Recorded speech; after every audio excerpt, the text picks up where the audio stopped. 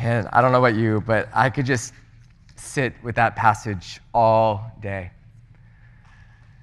We could reflect on it day in and day out for months and not exhaust it. Can you imagine love perfected in us? The idea that perfect love would cast out the fear that so often grips our lives. Man, I just have this incredible sense God is with us. As most of you know, I was the youth pastor here for Discovery for almost 7 years. And then my family went to Kansas City so I could finish seminary. And there in Kansas City, I had this really significant chance to reflect on my youth pastor experience here and to make sense of some of the things that I had noticed during that time.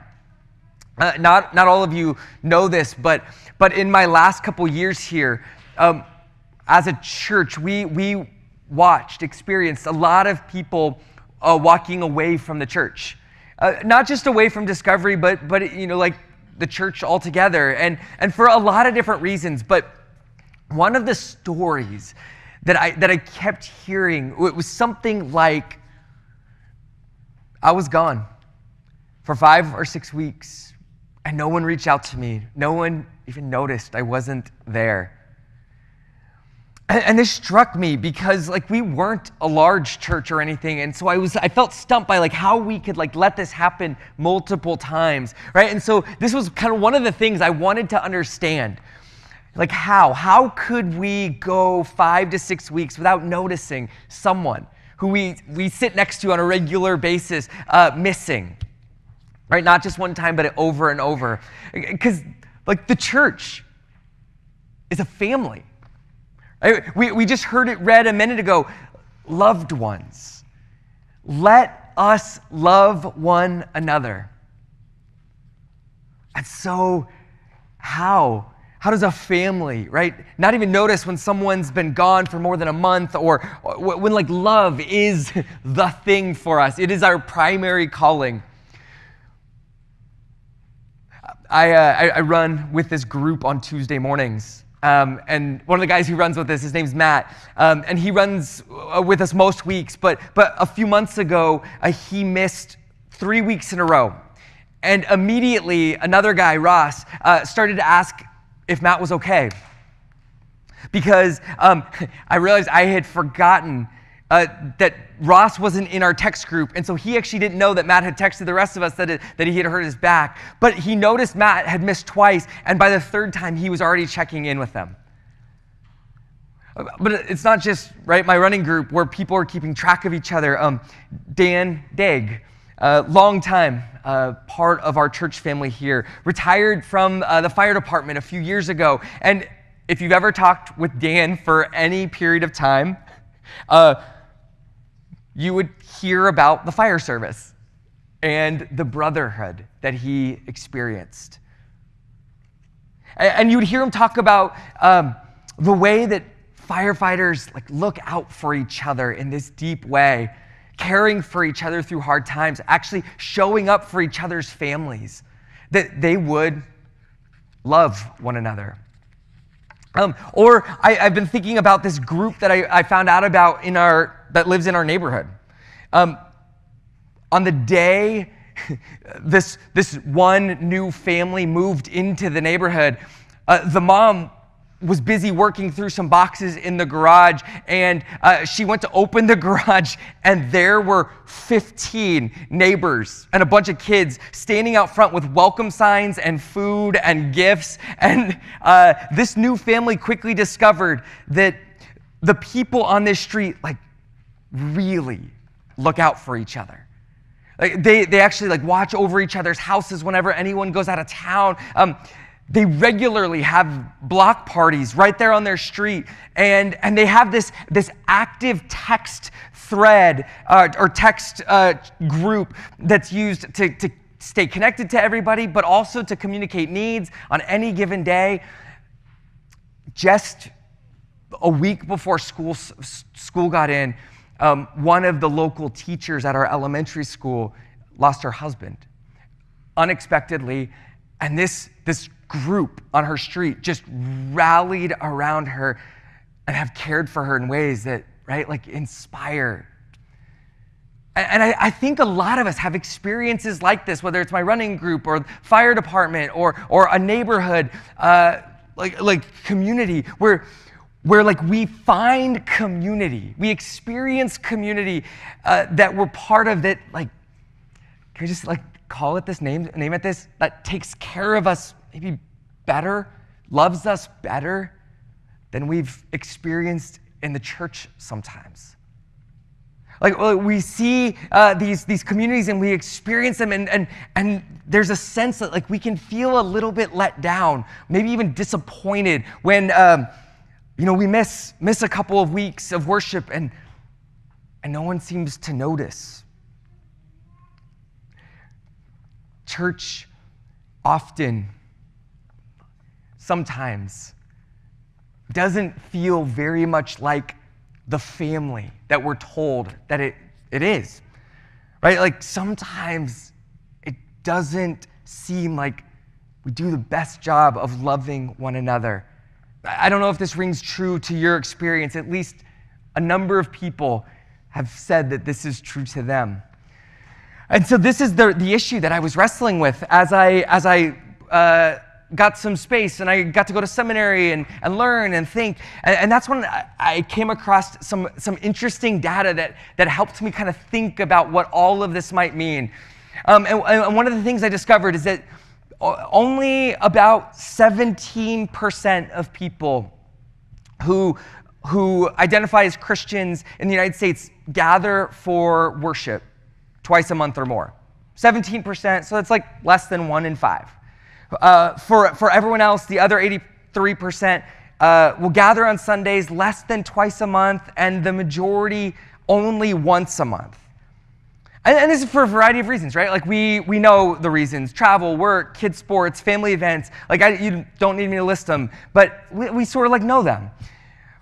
On top of this data, discovered that like it's a small percentage of Christians who then participate in like a second smaller church gathering during the week, like a small group or a Bible study.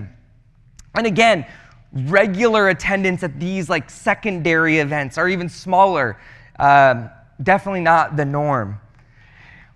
Now hear me, right? I'm not sharing this with you to get you to show up on Sundays more often. This actually isn't about like any one of you specifically or like any one person. In fact, this is actually all going to lead to a very different conclusion that you might not be expecting, or you might if you've been listening to me for like the last 11 years. But stay with me for a couple minutes, because I want you to think about a community where these kinds of like attendance patterns are the norm, right? So think about this really practically.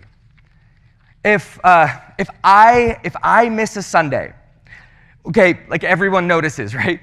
I have a unique job here. So let's use somebody else as our example, right? Like the Zetterlands, Brad and Joan. They've been gone for a few weeks. Right now, they're in Chicago taking care of some family issues, and so they've been away for a while. But think through this, right? They miss a week, and if we're honest, like none of us thinks anything of it, right? It's actually just normal for people to miss a week. It's like not that weird for people to miss 2 weeks. And so, right, like if you haven't seen the Zetterlands for a second week, you might think to yourself, if they're gone again, next week I'll reach out. But then what if next week you're the one who's gone and you have no idea who was here when you missed? Which means when you're back a week later or 2 weeks later and you don't see Brad and Joan, you don't actually know if it's just another random week or is this like 4 or 5 weeks in a row. And something weird happens, right? And I've seen this over and over. When you're gone, it's like a counter in your head resets. And you don't think, oh, it's been 4 weeks since I saw Brad and Joan. Since it's your first week back, you're just sort of like, hey, it's great to see everybody. Then the next week is actually 5 or 6 weeks. But in your head, they've only been gone, it's only been 2 weeks, like that you have sort of in your immediate memory. And so you just start thinking, oh, maybe I'll reach out next week. And at this point, you're at 6 or 7 weeks. So can you see, right, that it's actually not just like one person who isn't here twice a month. It's this overlapping cycles of us all kind of being gone from this one central event. And it's the limited number of people connected on a regular basis a second time during the week. And it's a lack of connection between our gatherings when we're together. Since coming back from seminary and becoming the pastor here, like I've watched this pattern actually play out multiple times, where in some cases people just felt unseen or unnoticed, and so they just sort of left. But in other cases, it was actually much more serious. Specifically, someone felt depressed. And often when we feel depressed, when we experience depression, we just withdraw. And so someone missed a couple weeks, not because they were traveling or busy. They were gone because they were struggling.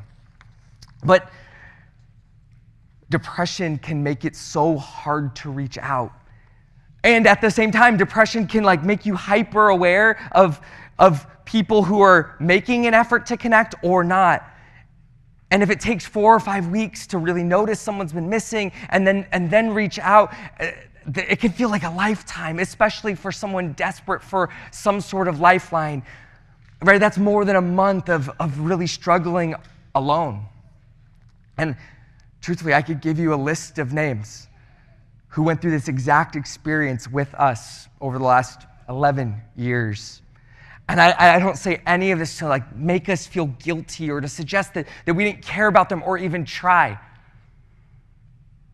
What I want us to hear, what I think we need to consider is that the way that we, this is not just us, Discovery, but the way that we, like in the United States, the way that we experience, that we approach church is fundamentally inadequate.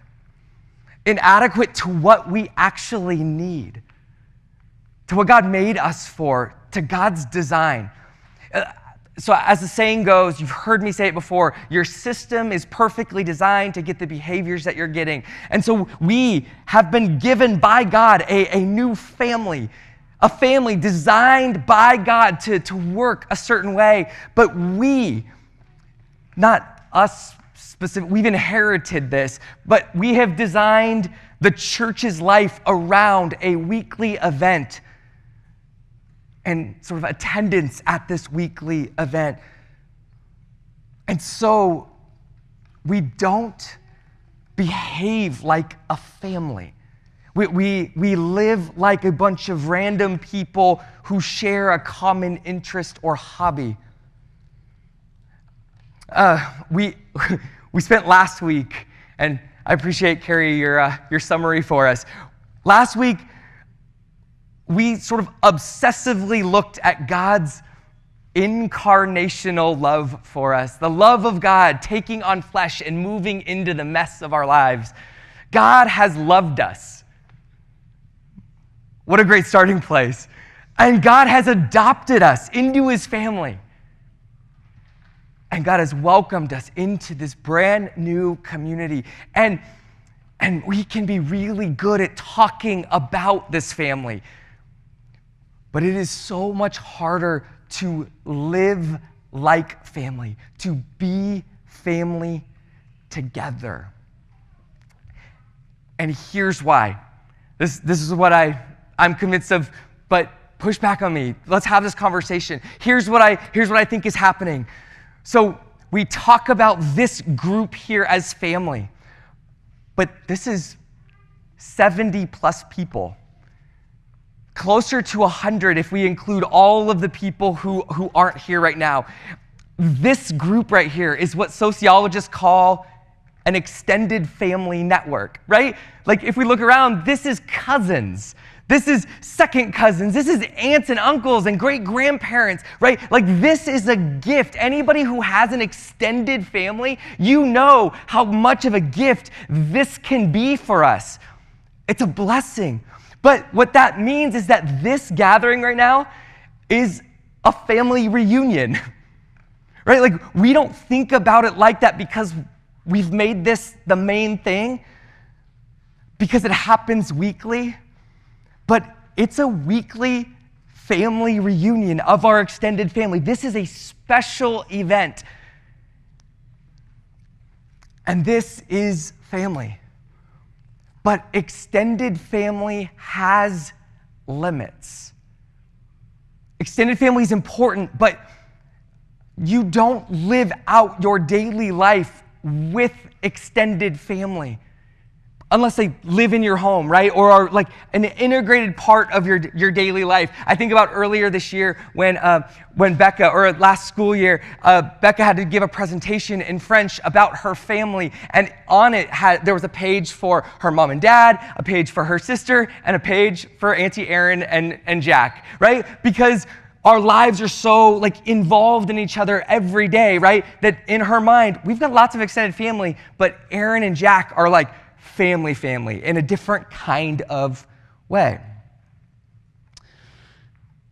Sometimes I think it's actually hard for us to wrap our minds around this in a world sort of where our imaginations have been shaped by mega churches, to remember that like for all of the earliest churches that ever existed, like they all met in homes daily. Like the biggest Christian homes in the ancient world could hold max 35 people, right? Yeah, thanks, Jasmine. Everybody should have gasped like that. Max. And so, right, the early church would talk about the family of God, and they would be talking about all of the churches spread throughout the world, and churches would share resources to help a local church suffering from famine or disease in some other place. There was a sense of like kinship, connection, but that's extended family. But Christians living together in a community would hear John in this letter that we just read this morning, and they would hear a practical daily kind of instruction in it. This commandment we have from Jesus: whosoever loves God must also love his brother and sister.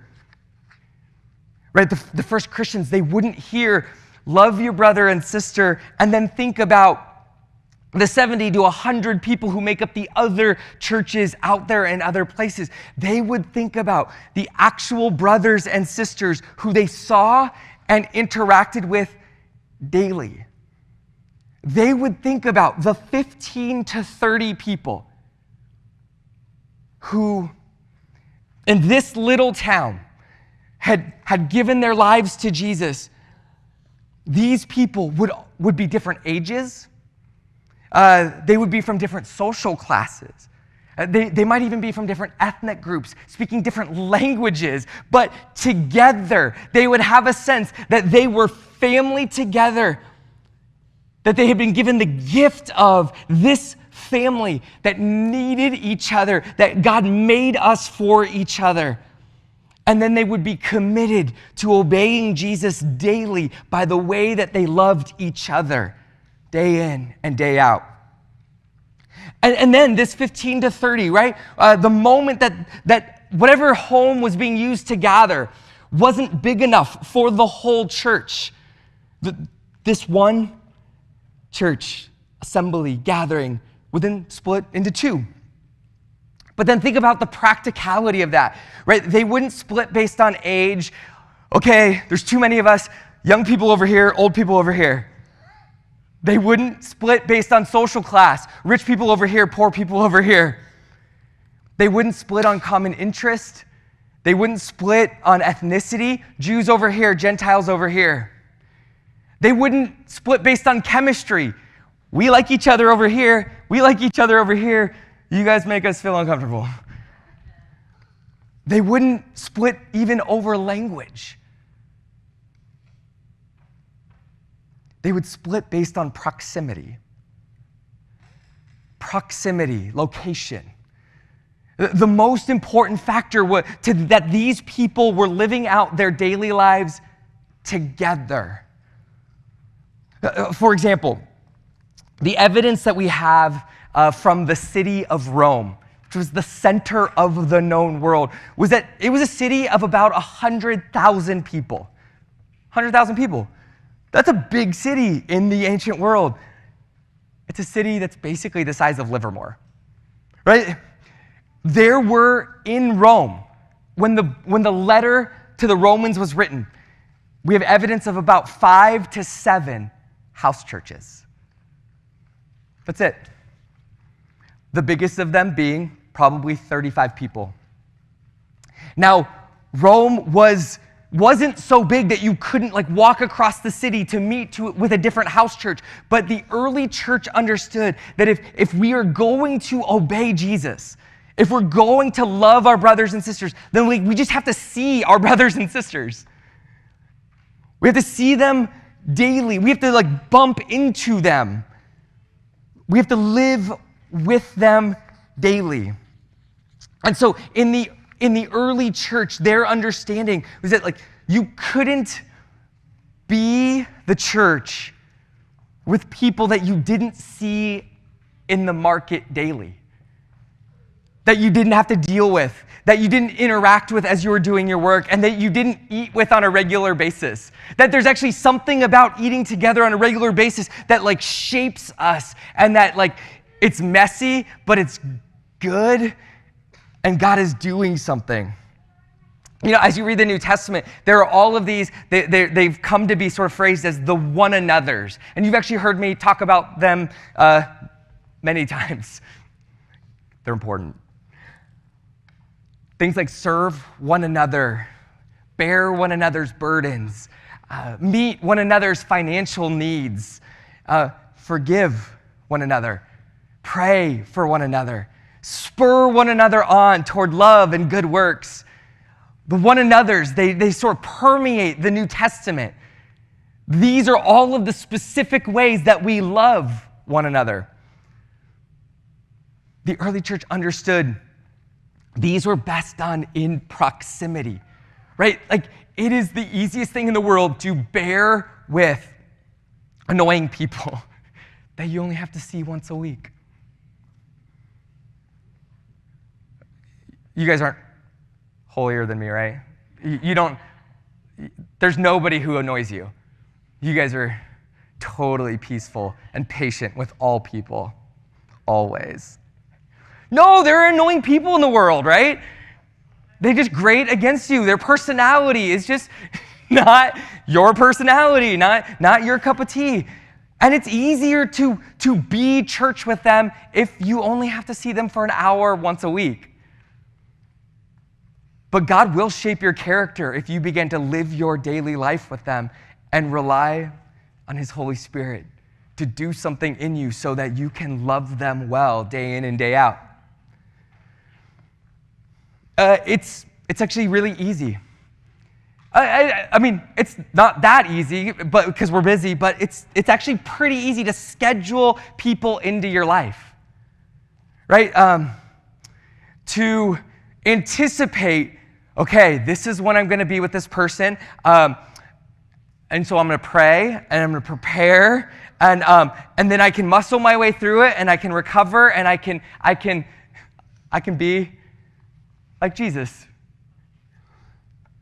It's another thing when you are with people long enough to actually let your guard down, to actually be yourself, or worse, when you're with people long enough that they get to see you at your worst, and then they get to forgive you, and then you get to confess, and you get to let God work in you and transform you. This kind of community is messy. It's really messy. But we know, right, from family, real family, that living together daily is messy. You guys have probably heard at various points that I am the most unreasonable father in the entire world. No, you're not supposed to nod your heads yes. My girls continue to share a room, which they love so much, even though we have 2 empty rooms. Like, they share a room, and then we still have 2 extra rooms. They could easily split.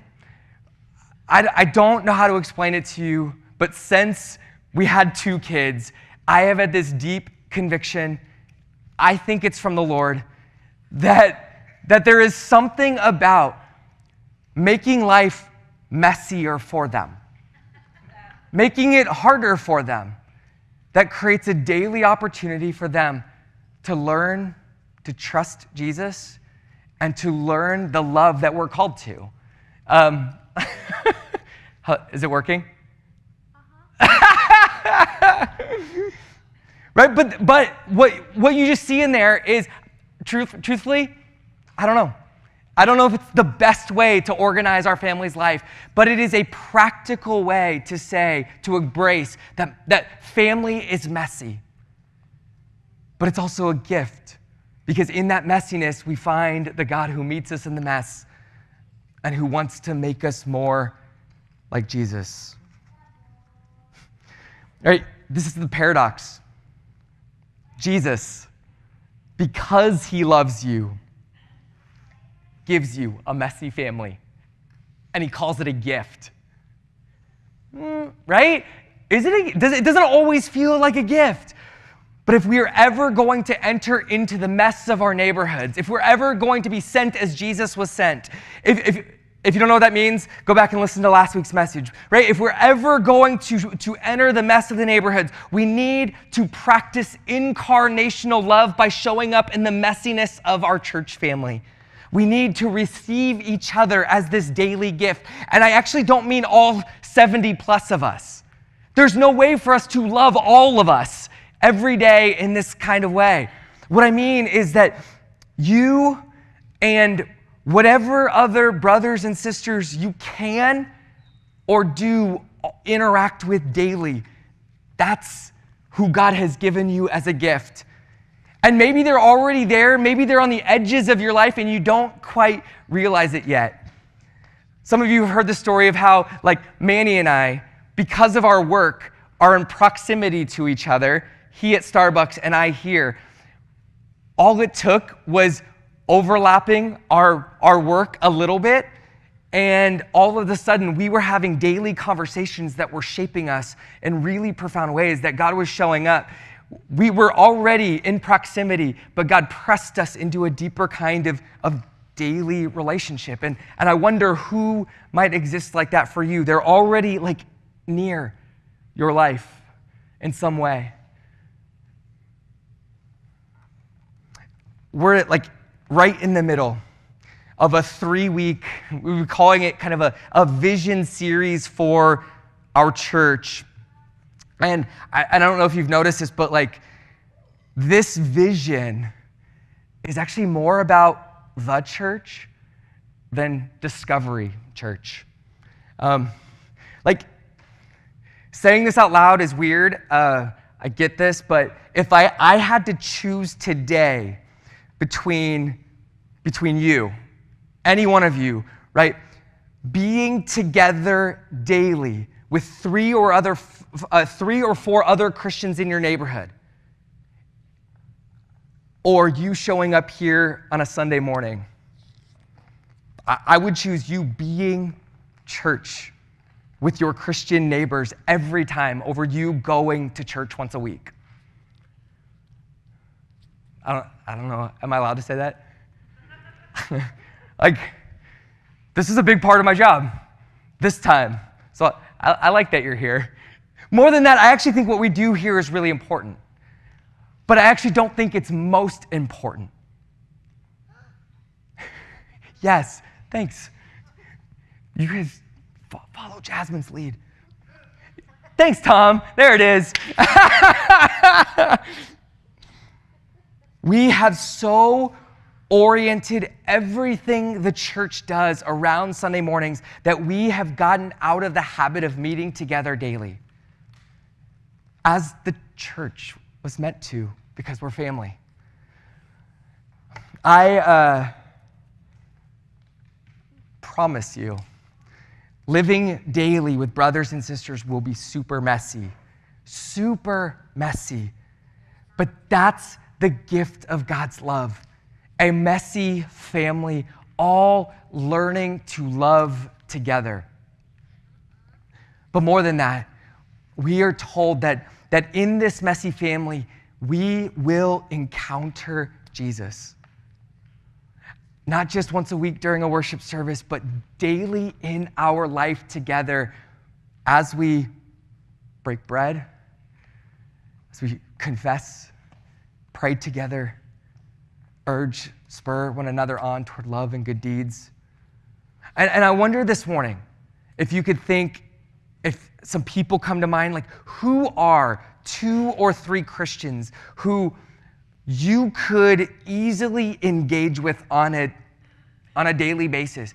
And maybe to start, it's just as simple as through text messages.